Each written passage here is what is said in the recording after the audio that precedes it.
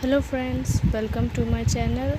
Today I am going to read Snapshot chapter 2, The Address, Marga Minka. Since it is a very long chapter, I am going to divide it into a part.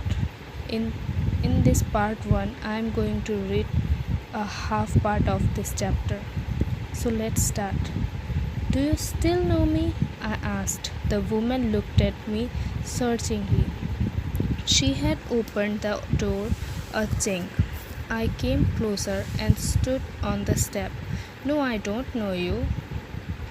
I am Miss S.'s daughter. She held her hand on the door as though she wanted to prevent it opening any further. Her face gave absolutely no sign of recognition. She kept staring at me in silence. Perhaps I was mistaken. I thought perhaps it isn't her. I had seen her only once, fleetingly, and that was years ago. It was most probable that I had rung the wrong bell. The woman let go of the door and stepped to the side. She was wearing my mother's green knitted cardigan. The wooden buttons were rather mother green knitted cardigan. The wooden buttons were rather pale from washing.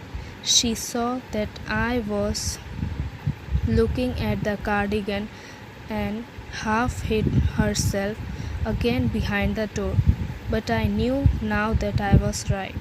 Well, you know my mother, I asked. Have you come back? Said the woman. I thought that no one had come back, only me. A door opened and closed in the passage behind her. A musty smell emerged. I regret I cannot do anything for you. I have come here specially on the train. I wanted to talk to you for a moment. It is not convenient for me now, said the woman. I can't see you another time. She nodded and casually closed the door as though no one inside the house should be disturbed. I stood where I was on the step. The curtain in front of the bay window moved. Someone stared at me and would then have asked what I wanted. Oh, nothing, the woman would have said. It was nothing. I looked at the nameplate again. Darling, it said, in black letters on white enamel. And on the jam a little higher, the number 46. As I walked slowly back to the station, I thought about my mother, who had given me the address years ago. It had been the first half of the war. I was home for a few days, and it struck me immediately that something or other about the rooms had changed. I missed various things. My mother was surprised. I should have noticed so quickly. Then she told me about Miss Starling. I had never heard of her, but apparently she was an old acquaintance of my mother, whom she hadn't been seen for years. She had suddenly turned up and renewed their contract. Since then, she had come regularly. Every time she leaves here, she takes something home with her, said my mother.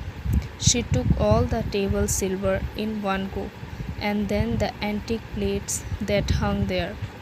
She had trouble logging those large vases, and I am worried she got a squeak in her back from the crockery. My mother shook her head pityingly. I would have never dared ask her. She suggested it to me herself. She even insisted. She wanted to save all my nice things. If we have to leave here, we shall lose everything, she says. Have you agreed with her that she should keep everything? I asked. As if that's necessary, my mother cried. It would simply be insult to talk like that. And think about the risk she is running. Each time she goes out of the door, with a full stiffness or back. My mother seemed to notice that I was not entirely convinced. She looked at me reprovingly, and after we spoke no more about it. Meanwhile, I had arrived at the station without having paid much attention to things on the way. I was walking in familiar places again, for the first time since the war, but I did not want to go further than was necessary. I didn't want to upset myself with the sight of street and houses full of memories from a precious time. In the train back, I saw Miss Darling in front of me again, as I had the first time I met her. It was the morning after the day my mother had told me about her. I had got up late, and coming downstairs, I saw my mother about to see someone out, a woman with a broad back. "This is my daughter," said my mother. She beckoned to me. The woman nodded and picked up the suitcase under the coat rack. She wore a brown coat and a shapeless hat. "Does she live far away?" I asked, seeing the difficulty she had going out of the house with the heavy case. "In Marcano Streets," said my mother. "Number 46, remember that." I had remembered it, but I had waited a long time to go there. Initially, after the liberation, I was absolutely not interested in all that stored stuff, and naturally, I was also rather afraid of it, afraid of being confronted with things that had belonging to a connection that no longer existed, which were hidden away in cupboards and boxes and waiting in vain until they put back in their place again, which had endured all those years because they were things. But gradually everything became more normal again. Bread was getting to be a lighter color. There was a bed you could sleep in unthreatened, a room with a view you were more used to glancing at each day. And one day I noticed I was curious about all the possessions that must still be at that address. I wanted to see them, touch, remember. After my first visit in vain to Miss Darling's house, I decided to try a second time. Now a girl of about 15 opened the door to me. I asked her if her mother was at home. "No," she said, "my mother doing an errand." "No matter," I said, "I will wait for her."